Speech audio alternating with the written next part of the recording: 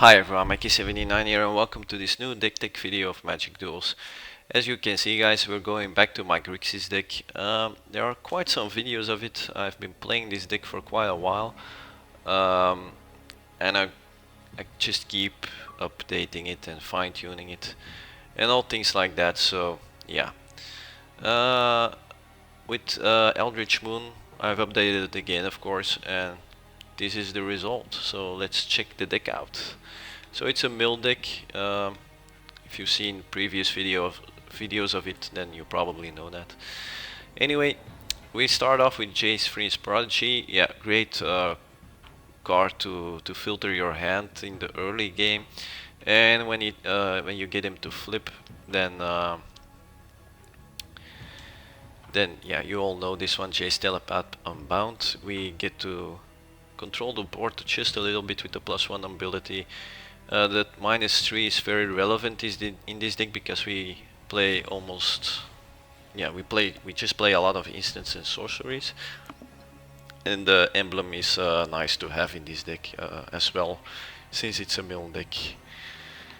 Then Thing in the Eyes, awesome early blocker for 2 mana, blue, a 0/4 defender. And when he enters the battlefield, you get 4 ice counters on it, and then when you cast an instant or sorcery, an ice counter goes off, and when there are no ice counters anymore, then you transform him. And then you get a nice body there, a 7/8 Awoken Horror, and he bounces everything that's not a horror back to their owner's hand. So, very nice card. Then Take Inventory, very it's a card that's been debated a lot about on the forums of No Goblins Allowed. I'm not a fan of Take Inventory. I always said that, especially over there. It's sorcery speed. That's not great, I think.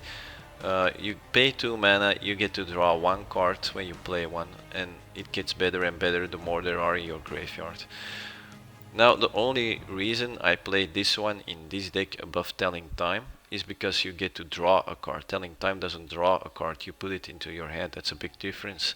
So yeah, draw a card triggers of course the Sphinx Tutelage, and that's the reason why I play it. Now I must say, now that I played it, tested it, it isn't a bad card. I never said that it was a bad card, by the way. I just still think that Telling Time is better early in the game. But this deck, yeah, it goes through your deck quite fast, because you draw quite some cards with this deck, so it pays off. That's true, and it is a nice card in this deck. Then Imprisoned in the Moon, yeah, we don't play any creatures actually, except for the Thing in the Eyes and the Jace, so we need to deal with those planeswalkers, and yeah, Imprisoned in the Moon makes them a waste basically. So yeah, very necessary. Singstooledge, a key card of course to mill our opponent. Of course we know all this one. 3 mana, you get an enchantment, and whenever you draw a card, target opponent puts the top 2 cards of his or her library into his or her graveyard. And if they're both non-land cards that share a color, repeat this process. So yeah, against a mono deck, a mono-color deck, this is absolutely great, of course. Now you don't see much mono-colored decks, but sometimes you do. Then Oath of Liliana, I traded her for the Flashback Marauder because I do play a few planeswalkers, and yeah, that's another added value. The Flashback Marauder, I wasn't going to get it back anyway from my graveyard, so I might as well play this one. So I dropped 3 copies from the Flashback Marauder for this one. Then the Fevered Visions. At the beginning of each player's end step, that player draws a card, which is already awesome. That triggers a tutelage. And if the player is your opponent and has 4 or more cards in hand, Fevered Visions deals 2 damage to him or her. And that all for 3 mana. Awesome card, like it, does damage. Also you can redirect the damage to a planeswalker. Pretty nice. Then Murder, yeah, some spot removal. To control the board, that seems pretty obvious that we want to do that. Instant speed, Murder, yeah, awesome card. Destroy target creature. No downsides actually, and all that for 3 mana. Then Geistblast, also 3 mana, deals 2 damage to target creature or player, but the most important ability here is a 3 mana that you pay, and you exile this from your graveyard, and you can get to copy a target instant or sorcery spell you control, and that can be quite some versatile spells, because that's almost all that we play.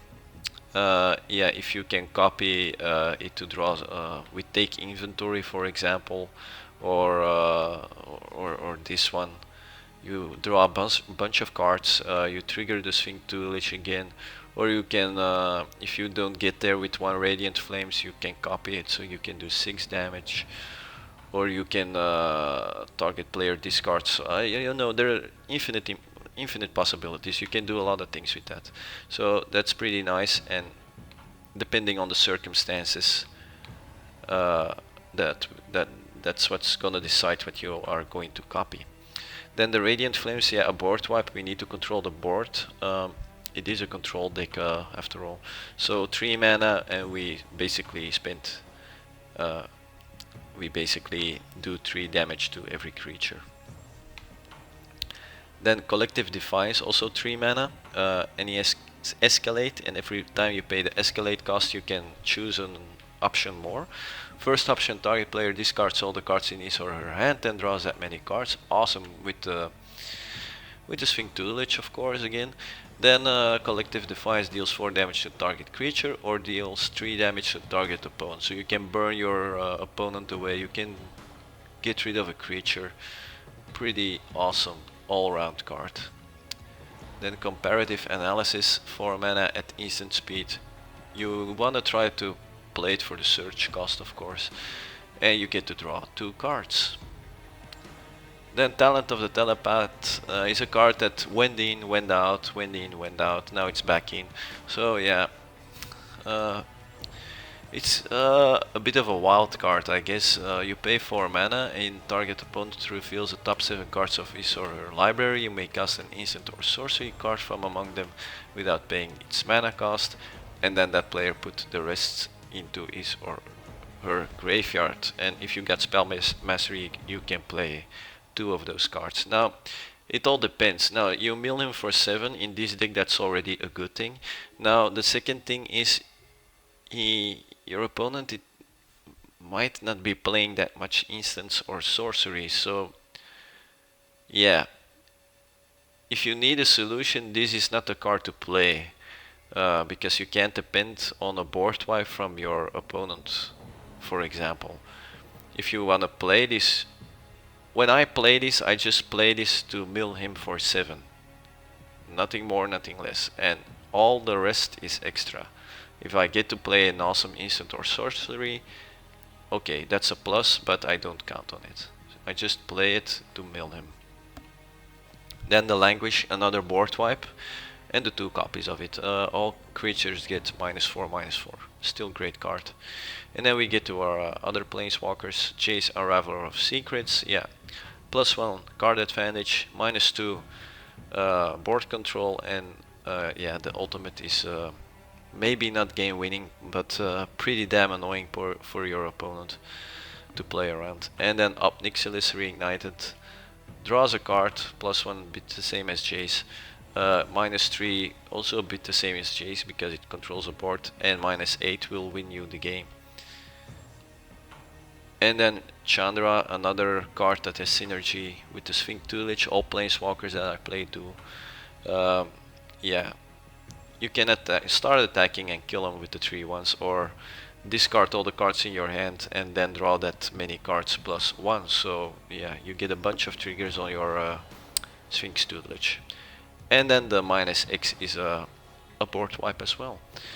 Then for the mana, 6 islands, 2 swamp, 3 mountains, the Fumarole, 2 copies, Smoldering Marsh, 2 copies, Sunken Hollow, 2 copies, the Drowned Catacomb, 2 copies, the Sulfur Falls, all 2 copies, the Dragonskull Summit, all 2 copies, And then of course the Geier Reach Sanitarium. It's a legendary land, so we only play one of it. And it's the second ability that we like in this deck because we get to draw a card and discard a card. So another trigger for the Tutelage. And we can start searching for a solution if we need it. So yeah guys, that's the deck. It's updated a bit. I hope you guys still like it. It gets a lot of hits when I post a video of the Grixis deck, and I hope this time you guys will like it as well. Let's check out the mana curve real fast here. So no 1-drops, a few 2-drops, especially a lot of 3-drops, and then the curve goes down again. So pretty nice curve for a control deck. It's not too expensive in the cards.